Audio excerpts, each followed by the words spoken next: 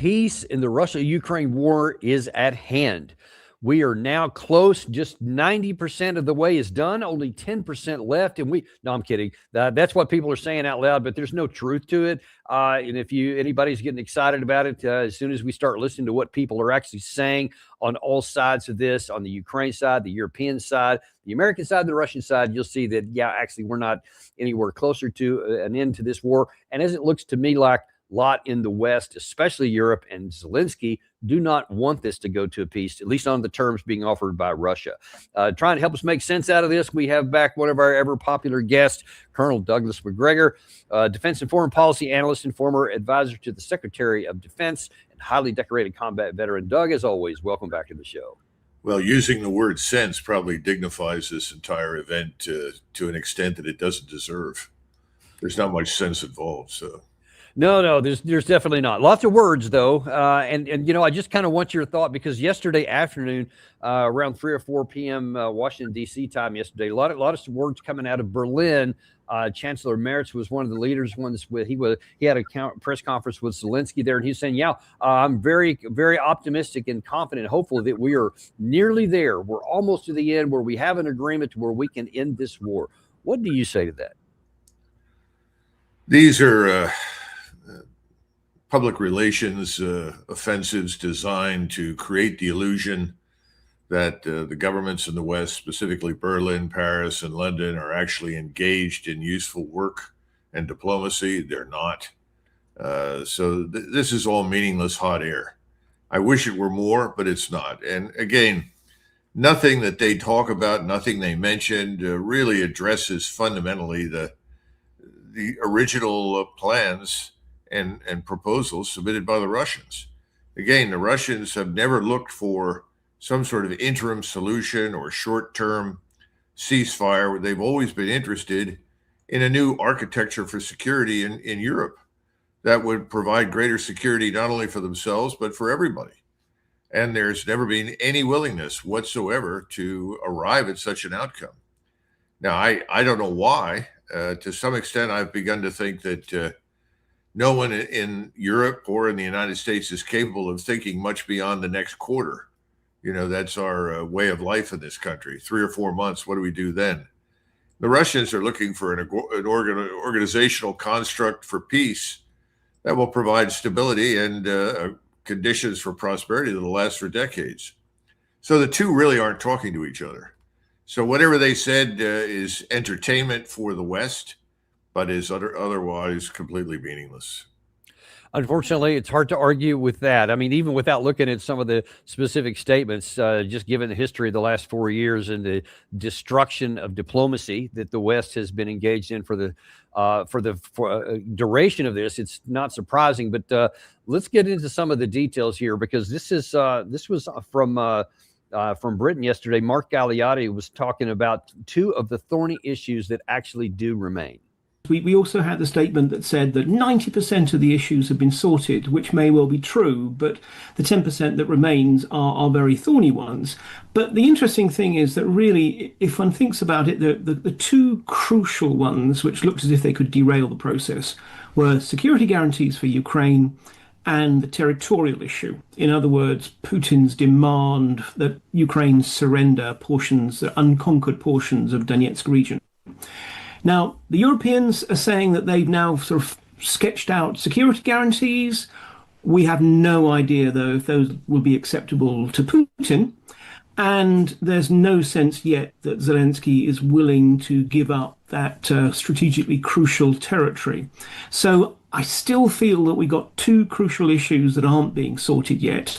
But everything else is working out, and the atmospherics are very positive. So we can always cross our fingers and hope. Like, I think his last comment there about the atmospherics are working out. I mean, that almost directly confirms what you just said there. This is about political theater, and this is about the illusion of progress, but not actual progress. Because I think he's right, Doug. I think those 2 issues are 2 of the most difficult ones. And let's look at them in order. First of all, these security guarantees. Do you actually see a chance that Europe and the United States will actually provide Article 5-like security guarantees, which is the claim? No.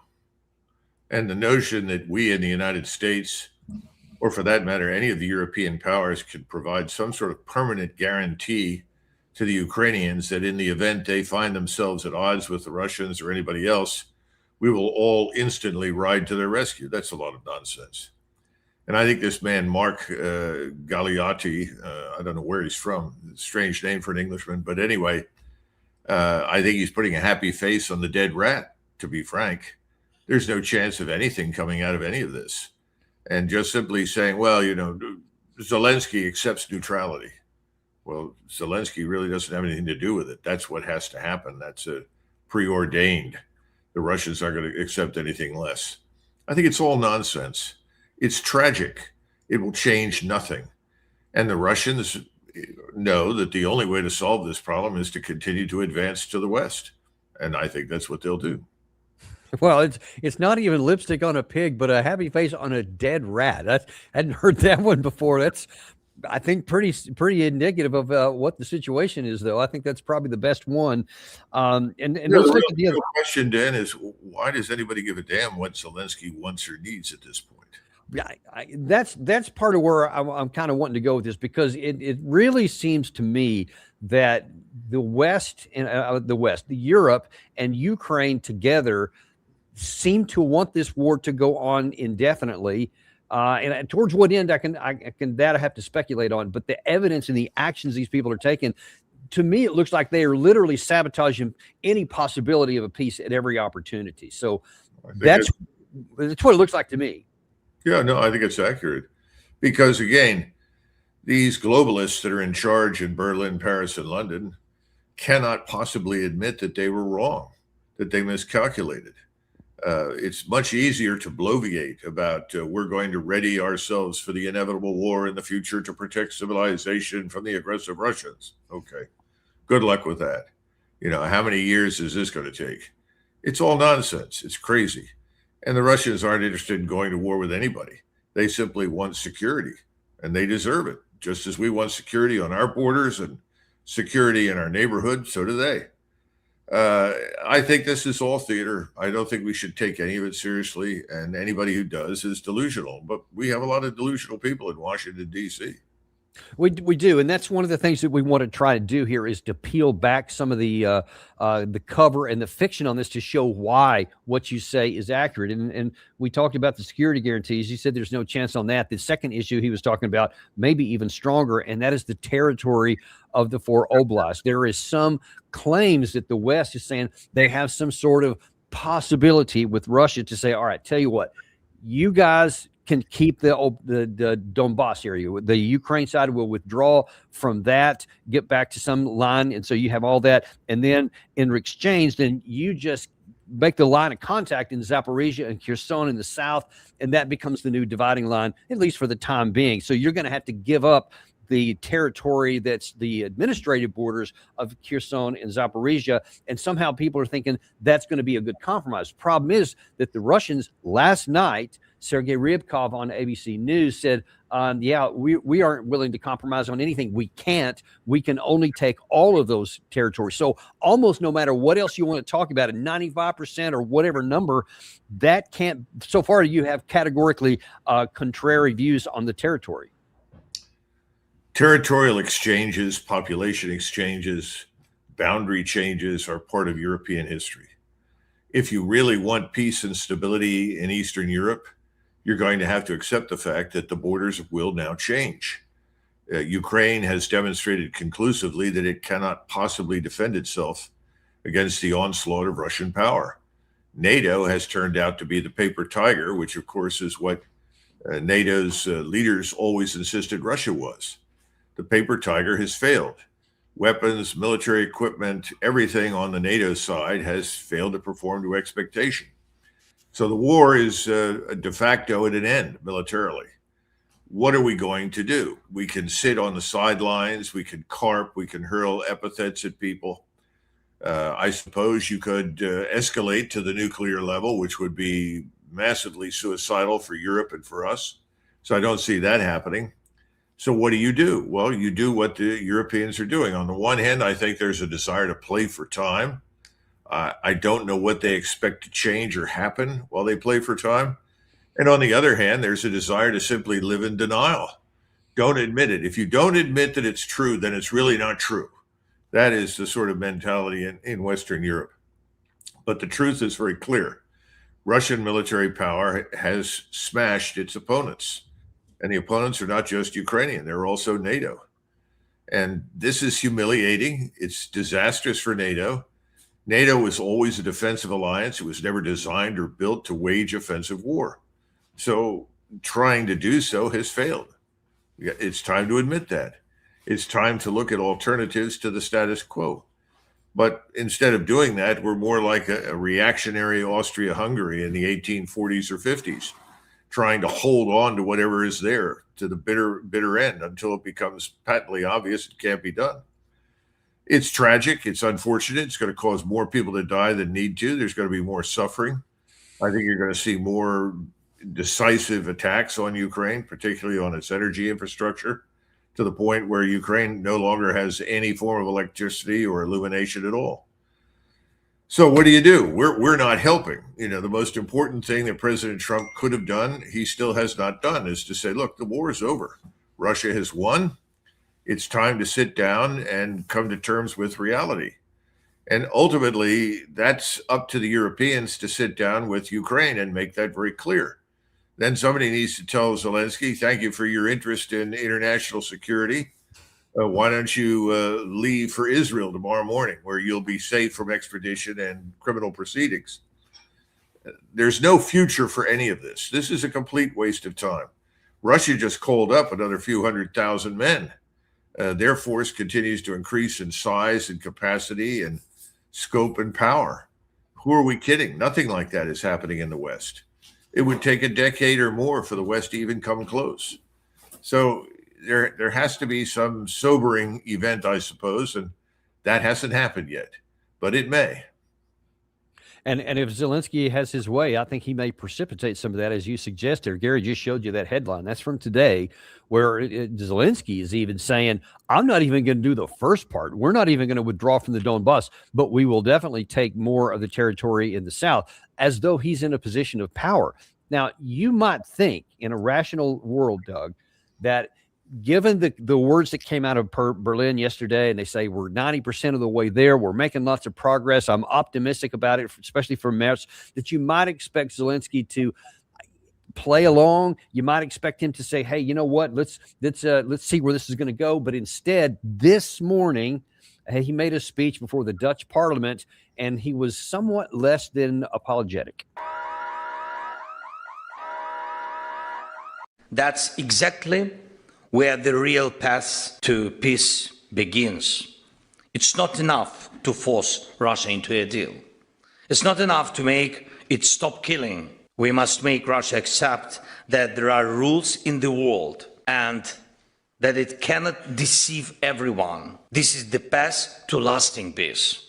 Ladies and gentlemen, together with partners, we are working not only to stop the bloodshed, but to change the situation along Russia's borders so there is no opportunity to start another war. And we understand that criminals don't change in a day. That's why the talks these days are not only about ceasefire, but about security guarantees. This is not only about diplomacy, not only about physical security. It's also about making Russia finally learn to live by the rule of law. So he's demonizing Russia, calling them a criminal regime, saying they have to learn how to live with our version of law, and that it's not enough to force them to do all of these things. It has to be basically a defeat of Russia. And that is so far detached from any kind of reality.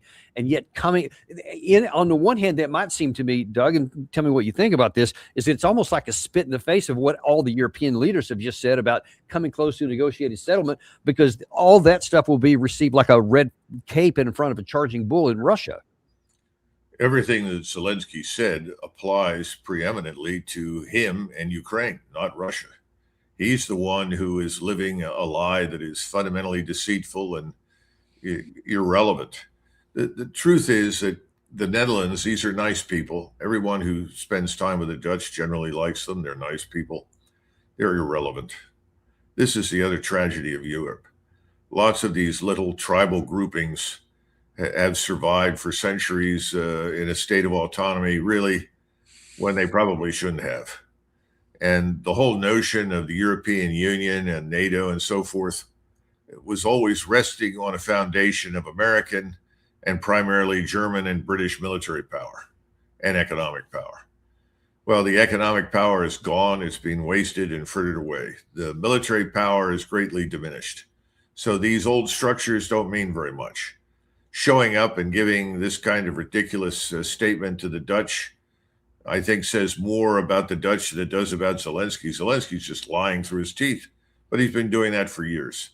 The Dutch, though, are living in fantasy world, a fantasy world in which they have a say. They're really important, and everyone should listen to them. I'm afraid they're not.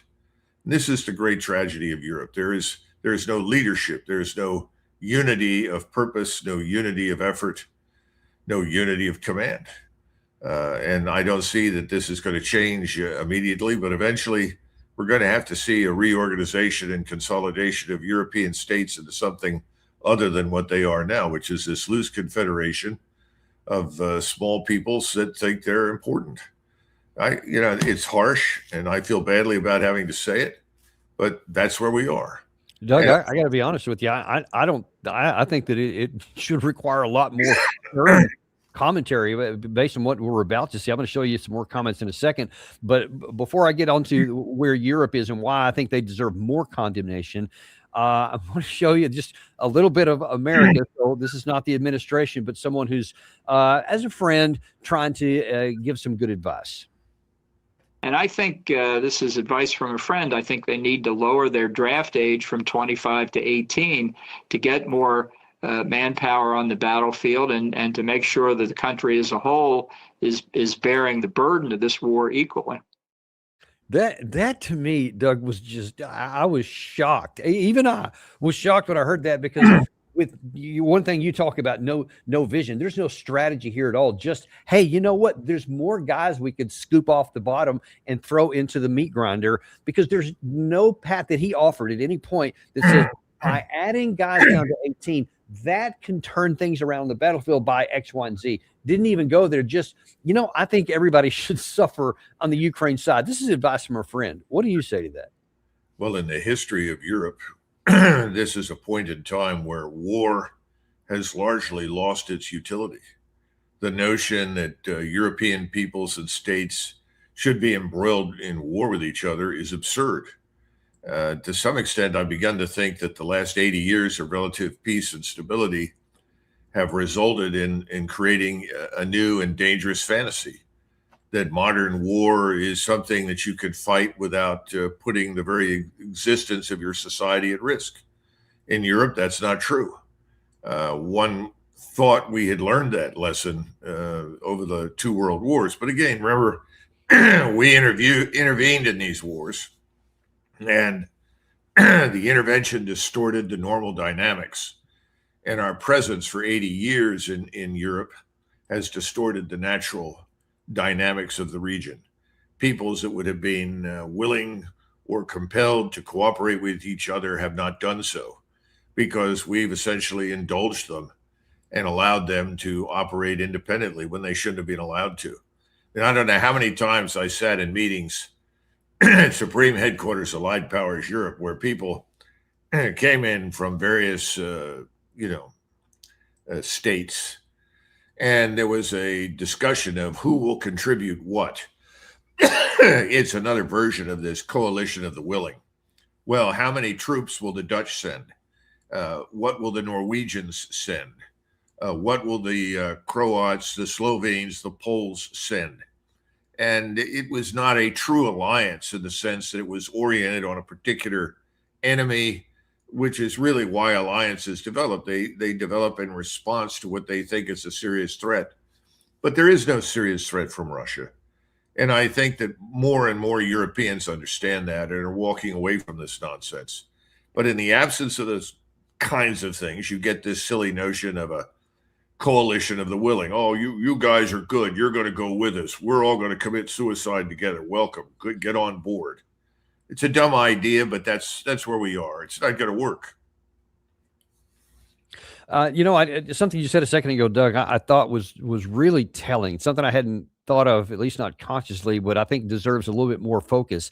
And that is, you said the last 80 some odd years of peace in the Western world, in Europe in particular, may have dumbed down and numbed out maybe even our recognition of how things are at risk. Now, I know that from the time when we were getting ready to fight in Desert Storm, and one of the things that you taught us before we went into that was about the World War II Gazala battles, because you said here's the last time there was big offensive operations on desert with armored vehicles, et cetera. So we studied that a lot. We always had professional development courses just throughout our time in the 2nd U.S. Cavalry, et cetera. And all of that taught us the real potential risk, cost, and benefit, et cetera, of various actions. And so we were aware that things could go wrong if you don't do things right, et cetera. That seems to be lost on it, because given where you have been, where you taught us back when we were both on active duty, and when I hear what's about to come out of the mouth of Kaya Kallas here, it is just a stunning shock to me that she seems to be, and I think genuinely, wholly unaware of the risk that she is putting on Europe if they actually listen to her advice. Why countries want to be in NATO. If this is out of the question, then we need to see what are the security guarantees that are tangible. They can't be, papers or promises. They have to be real troops, real capabilities, so that Ukraine is able to defend itself.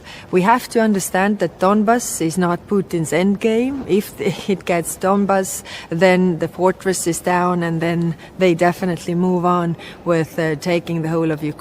If Ukraine goes, then other regions are also in danger. We know this from the history, and we should learn from history.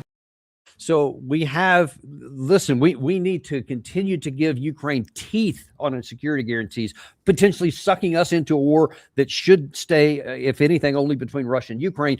And then that we have to be ready to go forward because Russia is going to come after us. So let's fear Russia and start taking action that could bring that inevitable day of clash to the fore. But then she says, and this is the part I think it leads to your point about the lack of understanding. She says this is basically like 1938, 1939 all over again, except there were no nuclear weapons in 1938, 1939.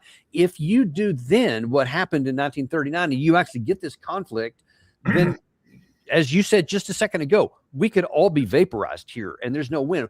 That thought should eliminate any more possibility of that and should lead to immediate try to get the war over with. And yet it's not. Well, we're still stuck in the past with the Soviet experience and Stalin. Putin is not Stalin. Russia today is not the Soviet Union. There are no forces massing on the borders of Lithuania, Latvia, and Estonia with the goal of overrunning them. That's nonsense. There's no one massing on the border with Finland for the purpose of invading Finland. These people are trying to persuade their populations of a threat that does not exist. That's a very important point. One of the lessons of the 20th century and certainly the 19th that's very important, that the Russians have learned it. I think we, to some extent, sometimes I think we've learned it. This whole business of territorial imperialism is a loser. It's an economic disaster. It becomes a burden, not an asset. If you go back and look at the position of Cuba inside the greater Soviet empire, when the Soviet Union was strong in the 1980s, it was a terrible bottomless pit for Soviet resources. You have a similar situation in the so-called Warsaw Pact at the end of the life of the Soviet Union. The Soviets were sinking more into these places than they were getting out. Unfortunately for this Miss Kallas or Mrs. Kallas, she doesn't seem to understand. The Russians aren't interested in occupying her country or anybody else's in the area. But if she continues to insist that Russia is a threat, if she invites foreign military powers to come into her country with the sole purpose of potentially threatening Russia, then yes, she will put her country at risk.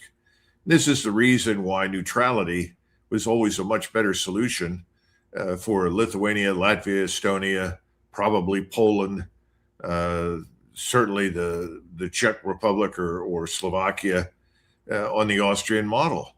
There was no need to drag these people into a military alliance whose entire strategic imperative was always to fight Russia. This has got to go away. The small powers with their interests, their agendas, are trying to make their interests and their agendas ours. We have no interest in going to war with Russia. I think that should be made very, very clear. I wish the President of the United States would simply state that. The United States and the American people have no interest in going to war with Russia. Next question. Now, if you take that position in Washington, suddenly everything that Callas says falls apart, because what she's telling you straight up is we joined NATO allegedly for protection against Russia. Well, what if Russia isn't a threat? Then there's no real reason for you to be in an alliance called NATO. NATO, after all, is, at least in theory, does not exist to defend against anybody at this point. So this is why a lot of us, and you were there at the time, thought that the NATO alliance should just go away because it had no real enemy. Well, we kept it. And then we began to fabricate and cultivate an enemy. We've got an enemy now, at least in theory, in Russia. The Russians don't want to be an enemy, but increasingly they're getting stronger and becoming more powerful and are quite capable of overrunning everything quickly if they want to. They don't want to do it. I mean, if you were going to pick a time in the history of Eastern Europe, if you were being led by Alexander the Great or somebody like that, you've got a force at your doorstep right now that could crush you if you're a East European. You need to wake up and come to terms with that reality. Nobody wants to turn to these small countries and tell them, you've got to get along with your neighbor. Yeah. Don't come to us and complain. Get along with them. The most famous example was in the 1870s. It was not specifically Estonia, but it was what the Germans referred to as Courland, which was the area we call Lithuania, Latvia, Estonia. And that particular area had fallen under Russian control after the Treaty of Narva in 1720. And the people didn't like the Russians. They were all either Protestants or Roman Catholics. They spoke a different language. They wanted to be rid of the Russians, who were Orthodox Christians. And finally, in the 1870s, it actually looked as though there might be widespread rebellion, and they turned to Bismarck. And they said, we want your help. Liberate us from the Tsar. And of course, he said, you've lost your minds. We're not going to do that. So you've got to get along with the Tsar. The Tsar is not as bad as you claim. The Tsar is actually being pretty good to you. The Tsar simply collects taxes from you. The Tsar is not trying to turn you into Russians, et cetera, et cetera, et cetera. There was a meeting in 1879 in the aftermath of this between the German Kaiser and the Tsar of Russia, and they embraced each other, and they both said, look, these people are nuts. We're not going to go to war over this. It's not in our interest. It's not in your interest. Well, here we are again. We're dealing with the same nonsense from the same region for the same people. They're charming. I like them, but this is crazy. We want nothing to do with this. And this is the problem when you try to repurpose an alliance that was created in the 1950s for one purpose, and that purpose has vanished. And then you try to give it a new purpose by refurbishing, and you hope this Soviet-like threat in Russia, which doesn't exist. It's counterproductive. It's stupid. It needs to end. But for it to end, you have to have the president. The president of the United States needs to state publicly, we have no interest in a war with Russia, period. Not now, not ever. And if that's something that you want to pursue, you must pursue this without us. We will not participate. It will end all this crap. It'll end Ukraine.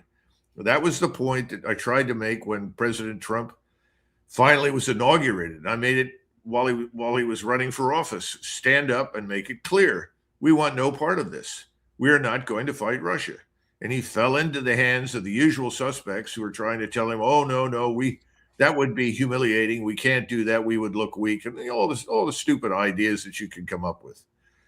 We have no interest in a war with Russia. Mrs. Callas, we wish you all the best. Shut up and go away. I mean, that's what it comes down to. And Zelensky, the notion that this little pipsqueak is running around Europe trying to incite war with Russia is even more disturbing. The Europeans should have more brains. They should Right. send him away. This is a different world now. It's not just because of nuclear weapons. War isn't needed. That's what people need to understand. We've reached a point in the history of our civilization where it's just not a useful tool to achieve your aims. What we really need is some stability which will produce prosperity. You can't have prosperity without stability. And we have destroyed stability. And as a result, the prosperity in Europe and here in the United States is being destroyed. So what's the solution? Recreate stability. How do you get there? You end the conflict that doesn't need to exist. And it makes no difference to us, none whatsoever, who rules the Donbass. Forget it. It's just not important to us. It's not. And listen, I've in the last few minutes we have here, I know your time's a little short today. I want to show you a couple of back-to-back sound bites from UK.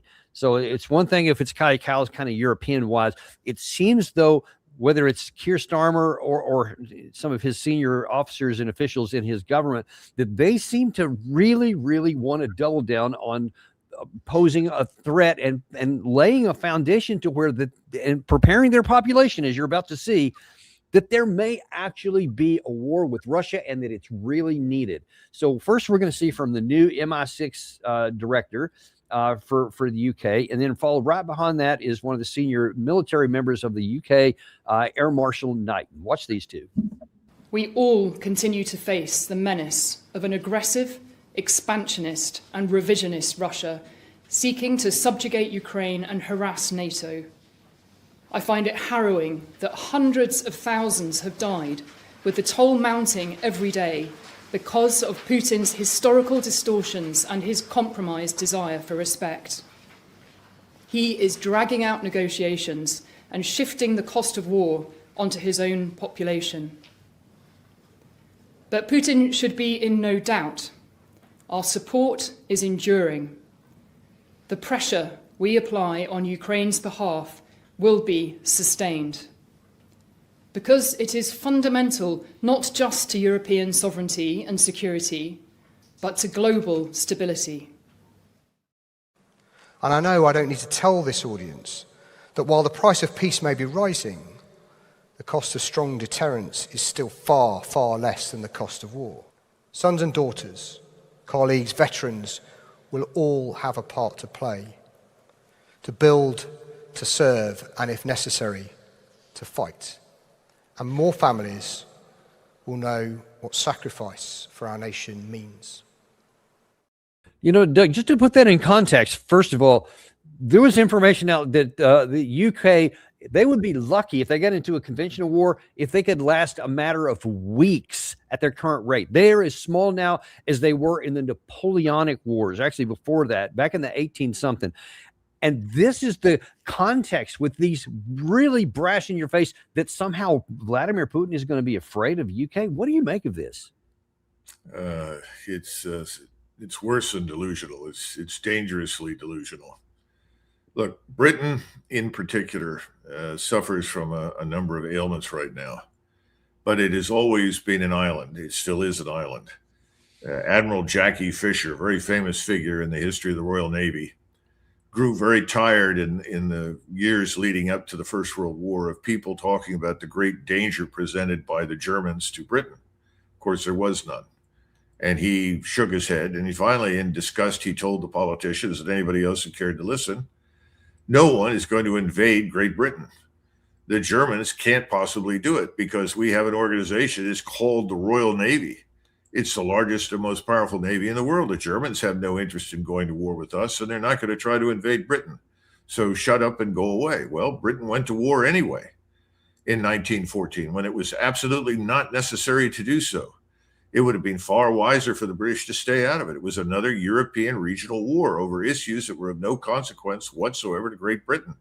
In fact, the British were in a state of really almost euphoria when it came to trade and commerce with Germany. When the war broke out, the fools in London finally discovered that they were entirely dependent upon German optics, along with a host of other technologies and metallurgies, for the effectiveness of the Royal Navy.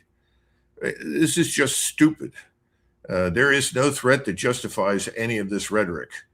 And these people will eventually be discovered for it. This air marshal is going to have a lot to answer for because he's there in uniform and he has an obligation to tell the truth.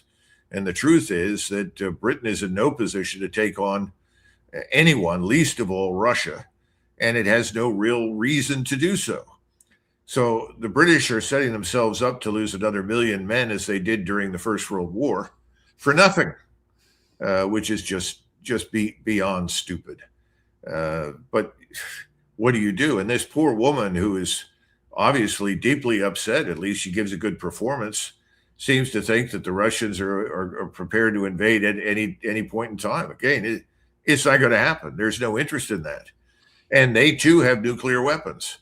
And those nuclear weapons are more than enough to deter anybody from striking at Great Britain. So I think the whole thing is just laughable nonsense. But the tragedy is that these people are working overtime to sell it. The good news is I don't think most of the British population has necessarily signed on for it. But I don't know. I mean, I know that the public opinion in Poland and Germany has shifted dramatically, which is why the Poles have made it clear there will be no Polish troops on the ground in Ukraine. I suspect that shift is occurring elsewhere in Europe, but I don't know. I don't know how valid the polls are at this point. But this entire Ukraine event is fabricated. You know, go back to Zelensky's election to office. He was elected with a tremendous margin of victory because he promised to negotiate with the Russians and put an end to the stupid war, which the Ukrainians had started against the people of Luhansk and Donetsk because they were Russians. I mean, this is just complete lunacy. So we're at a point now where the most important and useful thing that the president of the United States can do to sober everyone up is simply say, I'm the president, and while I'm president, there will be no war with Russia, period. We have no interest in going to war with Russia. And as far as I can tell from my conversations with President Putin, they have no interest in going to war with us. We want an end to the war in Ukraine.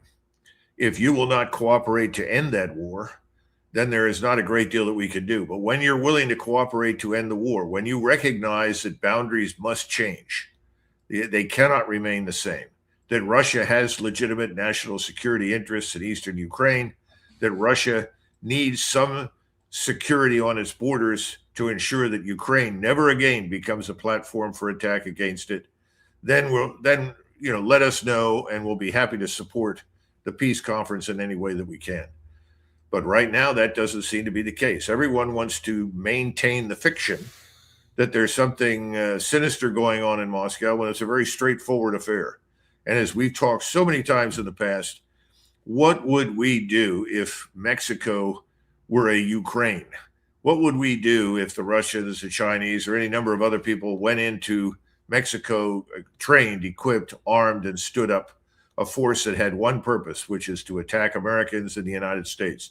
What would we do? We all know the answer to that. That place would vanish overnight.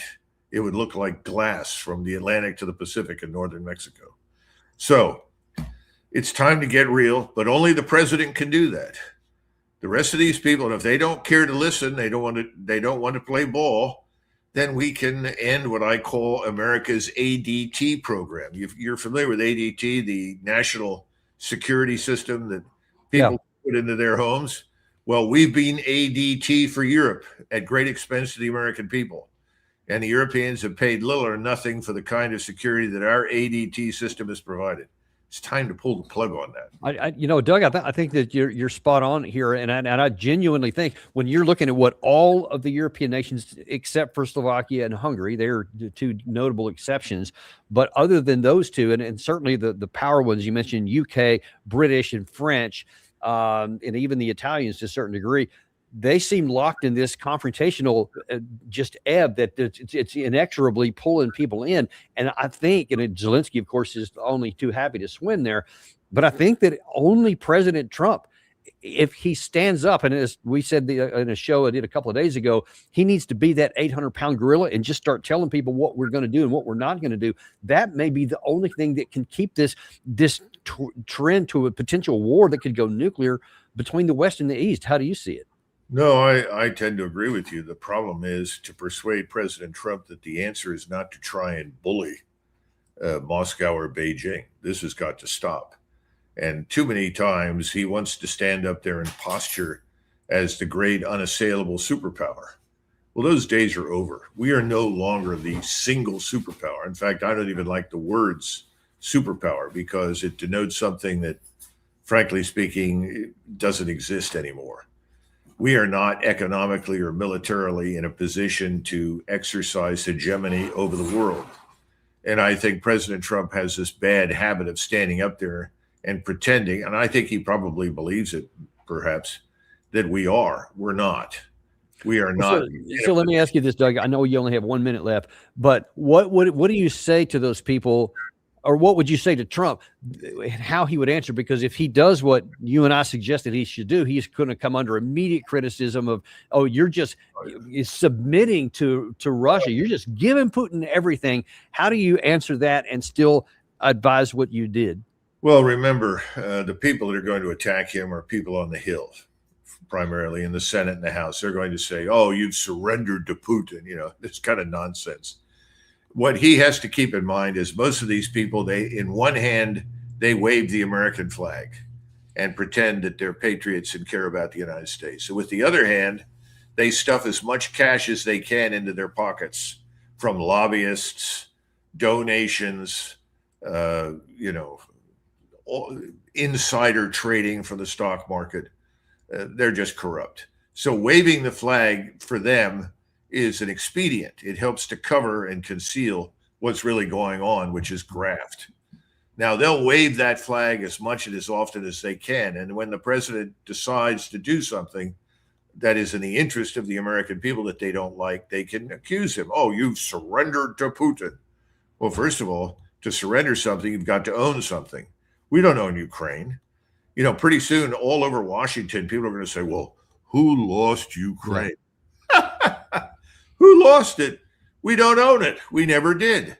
There was no reason for us to become terribly involved other than to help facilitate a restoration of stability and peace. That was always the number one interest. Okay, you're fighting right now. We understand that. We understand your interests. We understand what's at risk here. The Russian citizens on the ground in Luhansk and Donetsk and elsewhere in Ukraine are being treated as second and third class citizens. They don't have equality before the law. They're being punished for speaking their language. The church that they want to go to has to be closed because it doesn't represent what they think is Ukrainian interest. We understand all that. And oh, by the way, the Ukrainians are shelling their towns and their cities and killing civilians. By the time the war broke out in February of 2022, 15,000 people, mostly civilians, had been killed in Luhansk and Donetsk. Now, all we had to do at that point was say, we understand, and we also understand Ukrainians, but you're not going to get what you want. You know, if you look at the European Union, you look at the declarations in the United Nations, everywhere they're all the same. If you have minorities inside your borders, you're expected to treat them in a civil manner. You're expected to reward them with equal rights before the law. They have a right to speak their language. Now, if you don't want those people inside your borders, you can do something. You can let them vote themselves into Russia and out of Ukraine. Nobody wanted to go there. And the most moronic thing that I listened to back in 2020 from various senators, it is American policy that the borders of Ukraine that exist today may not change. Why? Who the hell cares? This is the United States. Worry about our border. Exactly. Yeah, that's the thing we need to worry about. But if you can change a border that results in a peaceful settlement, then do it. As opposed to say, no, we're not going to, and we're going to keep the death and destruction going on. But that's where we are today. Well, listen, I know you got to run, Doug. So really appreciate you coming on today. And you pointed out a lot of really important things today that a lot of our viewers don't get from other sources. So we're very appreciative. Thank you for coming on. Okay. Thank you, Dan. Bye-bye. And we appreciate you guys too. As a reminder, we are on podcast now, Apple Podcasts, Spotify, Podcast Addict. Type in Daniel Davis Deep Dive, and you will find us there. Be sure and share that with somebody else, folks. Seriously, share the love, man. Don't hold this all to yourself, because we're unintimidated and uncompromised to bring you the truth you need, and you need to. Also, as a reminder, at 2 o'clock today, we're going to have Andrei Martyanov back on today, and he's going to kind of give us the view from the Russian side. We talked about the European side and the Ukraine side today. This afternoon, we're going to see what does this closed deal apparently look like from the Russian side, and is there any room for negotiations and maneuver on that side? Tune in today, 2 p.m., Andrei Martyanov, and we'll see you then on the Daniel Davis Deep Dive.